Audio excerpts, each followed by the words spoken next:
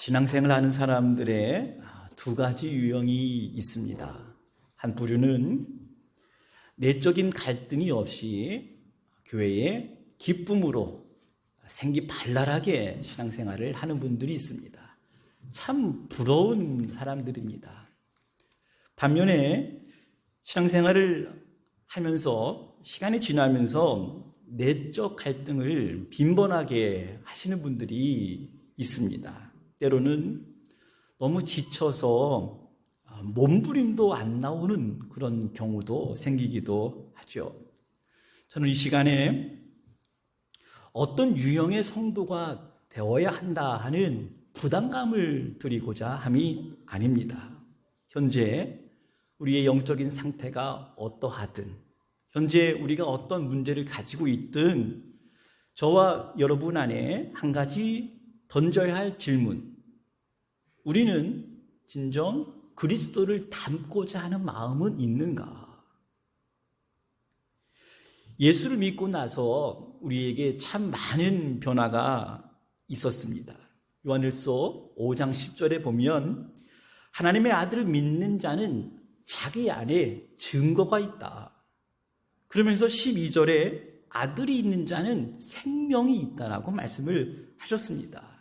새 생명이 잉태된 거죠. 새로운 피조물이 된 것입니다. 하나님의 자녀가 되었습니다. 그런데 예수 믿는 자들에게 믿음이 자라면서 새로운 갈등이 생겨요. 이전에는 전혀 고민되지 않았던 것들, 이전에는 양심에 거리낌이 없었던 것들, 이전에는 생각하지도 않았던 것들이 내 안에 새 생명이 들어온 이후에 그것 때문에 갈등이 일어나고 그것 때문에 몸부림치는 경우가 생긴다고 하는 것입니다. 그런데 여러분, 내 안에 예수 믿으면서 갈등이 생겼다라고 하는 것은 분명 우리에게 새로운 생명이 들어왔기 때문에 그렇습니다. 만약에 새 생명이 없다면 이전에 하던 대로, 이전에 생각하던 대로 그대로 살기 때문에 고민도 없고 갈등도 생기지 않을 겁니다. 분명 저와 여러분 안에 새 생명이 들어왔기 때문에 그렇습니다. 혹자는 요즘 시대의 그리스도인들의 비극이 뭘까 했을 때 죄에 대한 저항력이 약해졌다. 더 슬픈 것은 성령을 슬프게 하는 삶을 살고 있음에도 불구하고 깨닫지도 못하고 그것 때문에 애통해하지도 않는 이런 모습을 보고 오히려 더 슬픈 일이다. 그렇게 말을 합니다. 저는 오늘 이 시간 말씀을 듣고 말씀을 전할 때에 저의 마음도 그리고 여러분의 마음도 부드러워졌으면 좋겠습니다. 그리고 마음의 결단이 일어났으면 좋겠습니다. 사랑하는 여러분, 새 생명이 우리에게 들어왔는데 우리가 하나님의 자녀가 되었는데 하나님께서 우리에게 진짜 원하시는 것이 무엇일까요? 하나님 우리에게 기대하는 것이 무엇일까요? 베드로후서 마지막 장 마지막 절에서 간곡히 부탁하는 말이 있습니다. 하나님께서 베드로를 통해서 분명히 우리에게 이렇게 권면하고 있는 말씀, 오직 우리 주 곧 구주 예수 그리스도의 은혜와 그를 아는 지식에서 자라가라. 그를 아는 지식에서 자라가라 하는 마지막 부탁을 하고 있습니다. 이 말씀을 베드로가 예수님의 생전에 들었던 말씀이죠. 산상수훈 마지막 결론처럼 하고 있는 말씀이 하늘에 계신 너희 아버지가 온전하신 것과 같이 너희도 온전하라 하는 말씀을 들었습니다. 그리고 로마서 1장부터 11장까지 예수 그리스도를 믿음으로 말미암는 의로움에 대해서 복음에 대해서 바울이 증거한 후에 12장 1절로 시작되는 말씀, 그러므로 형제들아 내가 하나님의 모든 자비하심으로 너희를 권하노니 너희 몸을 하나님이 기뻐하시는 거룩한 산 제물로 드리라 하는 말씀을 하셨습니다. 그리고 피로 값주고 사신 주의 백성들을 위해서 사도 바울이 간절히 중보하며 기도한 내용이 있습니다. 데살로니가전서 5장 23절에 보면 평강의 하나님이 친히 너희를 온전히 거룩하게 하시고 또 너희의 온 영과 혼과 몸이 우리 주 예수 그리스도께서 강림하실 때에 흠없이 보존되기를 원하노라. 이 말씀은 모든 그리스도인들이 거룩함을 입은 자로서 주님 오시는 그날까지 그 거룩함을 보존할 수 있어야 한다 하는 말씀입니다.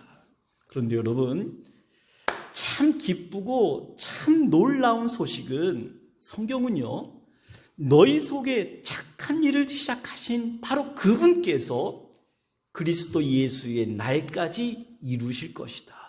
분명히 말씀을 해 주셨습니다. 우리 안에서 하나님께서 행하신 그 착한 일이란 바로 하나님의 아들의 형상을 본받는 것입니다. 빌립보서에서는 이것이 너희를 향한 하나님의 소원이다. 나의 간절한 소원은 너희들이 그리스도의 형상에까지 이르는 것. 여러분, 빌립보서 2장 13절의 말씀으로 확인해 드리겠습니다.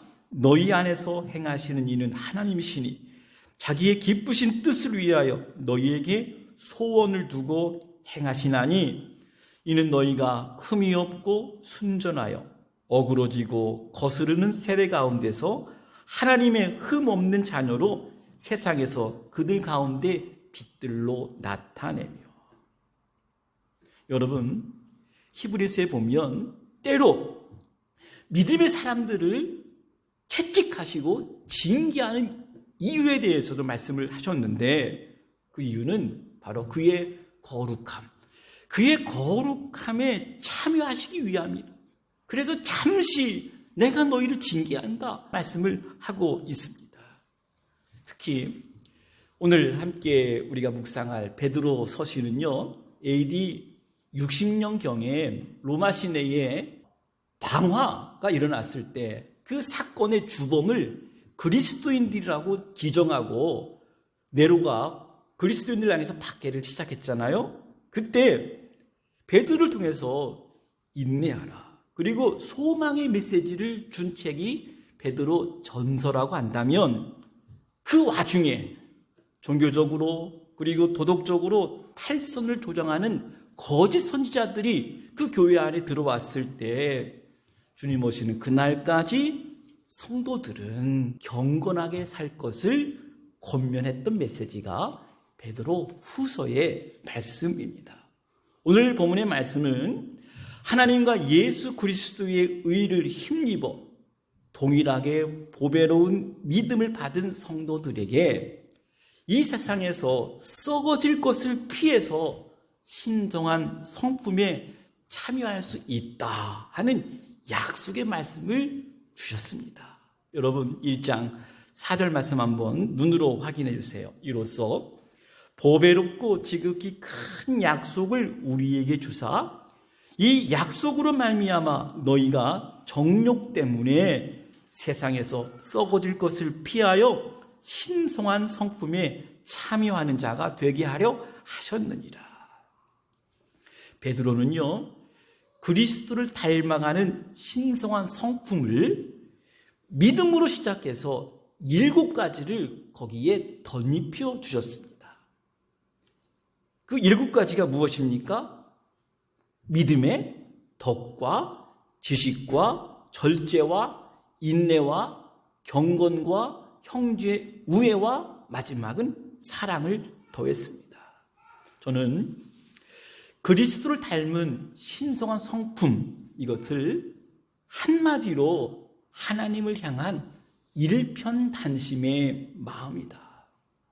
예수님처럼 하나님과 관계에서 늘 친밀하게 유지하셨고, 예수님처럼 하나님 앞에서 자신의 궁극적 사명이 무엇인지 깨닫고 그 초점이 흐트러지지 않는 삶을 사셨던 예수님.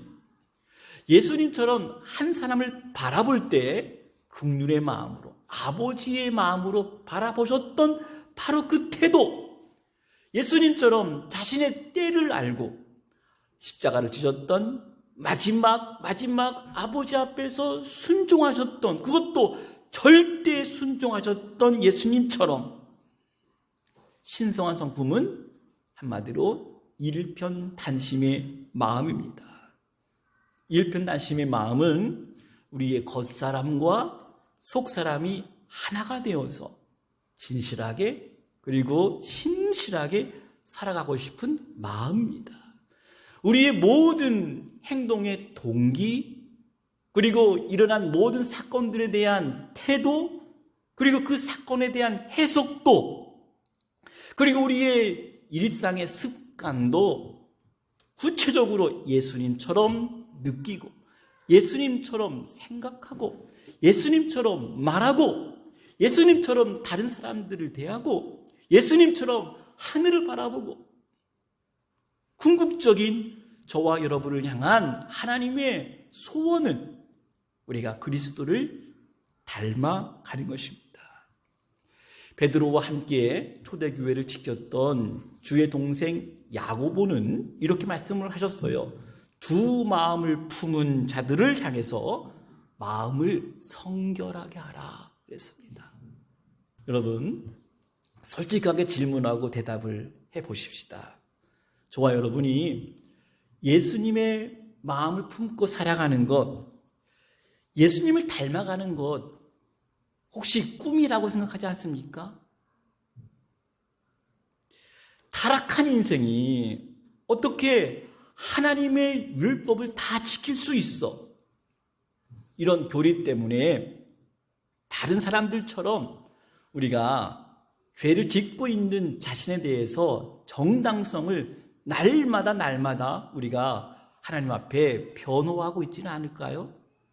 혹시 다른 사람들보다 내가 조금 더 선한 생각을 하고 선한 행동을 하기 때문에 이것만으로 나는 충분히 내 할 일 다 했어, 나는 성도의 본분을 지키고 있어 라고 스스로 안위하고 있습니까? 성경은요, 왜 그렇게 우리에게 거룩하라, 우리에게 그리스도를 닮아가라 그렇게 말씀하시는 이유가 무엇일까요? 바로 저와 여러분이 하나님의 자녀가 되었기 때문에 그렇습니다. 여러분 놀라지 마세요. 하나님의 아들 예수 그리스도를 믿고 영접한 제 안에, 여러분 안에 예수님의 생명이 들어왔습니다. 성경이 우리에게 거룩하고 흠이 없는 사람이 될 수 있다 말하는 것은 저와 여러분 안에 생명이 들어왔기 때문입니다. 베드로는요, 우리에게 변명하지 못하도록 아주 확실하게 증언을 해요. 3절 말씀을 봐주세요. 그의 신기한 능력으로 생명과 경건에 속한 모든 것을 우리에게 주셨다. 그리고 4절에 보니까 보배롭고 지극히 큰 약속을 우리에게 주셨다.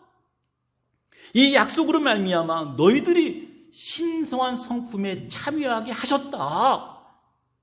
변명할 수 없을 만큼 베드로는 하나님께서 자녀된 우리들에게 신성한 성품을 주셨다 말씀을 하고 있습니다. 예를 들면 여러분, 병아리가 하늘을 날고 싶어요.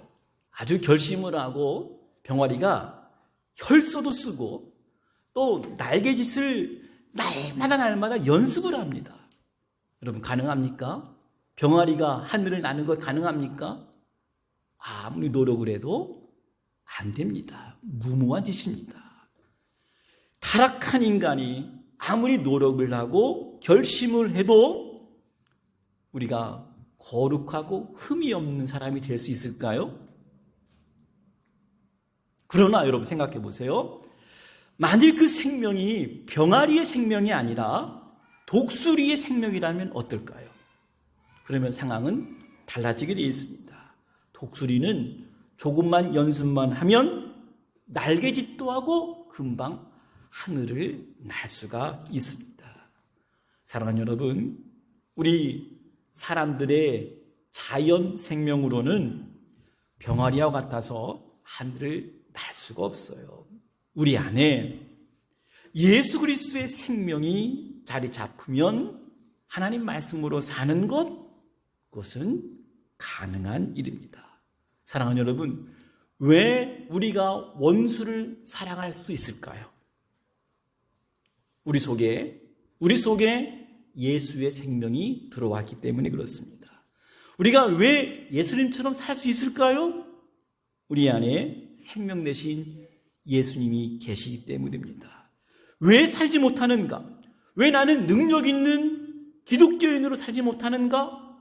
우리는 새해가 되면 또 결심하고 또 다짐하는데 왜 우리는 그렇게 넘어질까? 한마디로 내 의지로, 내 노력으로 하려 했기 때문에 그렇습니다. 여러분, 우리의 구원은 오직 믿음으로만 가능합니다. 뿐만 아니라 저와 여러분이 거룩하게 살 수 있는 것도, 그리스도를 닮아갈 수 있는 것도 그 시작은 믿음입니다. 우리 안에 예수의 생명이 있다는 믿음, 이 믿음이 저와 여러분을 거룩하고 흠이 없는 하나님의 권세 있는 백성으로 살아갈 수 있도록 하는 것입니다. 여러분, 혹시 어떤 한 분 때문에, 어떤 성도님 때문에 마음에 자꾸 시험이 들고 그 성도님만 보면 기도의 문이 닫힌다라고 말하는 사람이 있을 수 있습니다. 이상하게 그 사람을 보면 신앙적인 원리, 영적인 원리가 생각이 안 나요. 그분 때문에 하나님 앞에서 울면서 기도하고 또 나 자신을 돌아보면서 회개하고 애통해 했지만, 그렇게 사랑해 보려고 애를 썼지만 어느덧 내 마음에 그를 향한 분노와 미움이 사라지지 않는 우리의 모습들. 여러분, 왜 그랬을까요? 사랑하려고 억지로 노력했기 때문에 우리는 또 넘어졌고 실패했습니다. 그런데 이상하죠? 참 이상해요. 전에는 그렇게 마음을 굳게 먹고 사랑을 하려고 애쓰고 억지로 웃으면서 악수도 하고 친해져 보려고 했지만 돌아서면 다시 거리감이 느껴지고 불쾌감이 가시지 않았는데, 놀랍게도, 참 놀랍게도 내 안에 예수의 생명이 있다.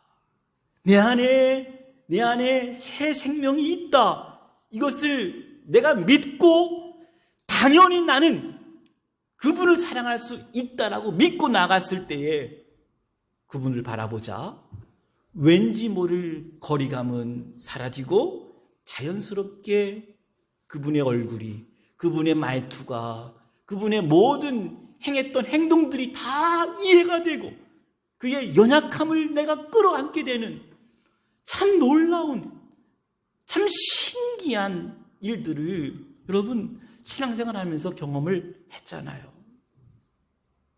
사랑하는 여러분, 내 속사람은 분명 예수의 생명으로 새롭게 태어났습니다. 그러나 저와 여러분의 육신은 육체의 소욕으로 우리는 성령을 거스르는 삶을 살아가기도 합니다. 그런데 우리 신앙생활은 늘 이 성령의 소욕과 육체의 소욕 사이에 내적인 전투입니다. 마치 6.25 때 낙동강 전선을 사이에 두고 밀고 밀리는 치열한 전투가 일어났던 것처럼 내 삶의 주도권을 빼앗아 오기도 하고 때로는 빼앗기도 하면서 우리는 그렇게 신앙생활을 해나가고 있습니다. 사랑하는 여러분, 오늘 하나님께서 베드로를 통해서 주신 말씀을 여러분들이 붙드셔야 합니다. 당시 그리스도의 교회가 박해와 이단의 위협으로 혼란스러울 때 이 서신을 기록해서 성도들을 향해서 격려하고 권면한 거예요. 마지막으로 1장 10절 말씀을 봐주십시오.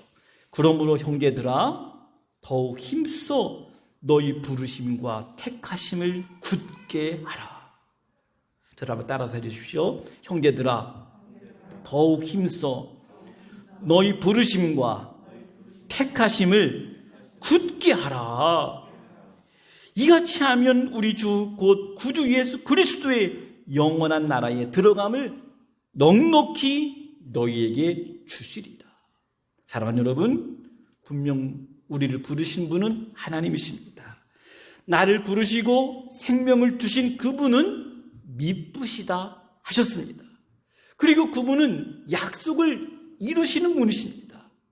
그 기쁘신 뜻을 위하여 소원을 두고 행하신다.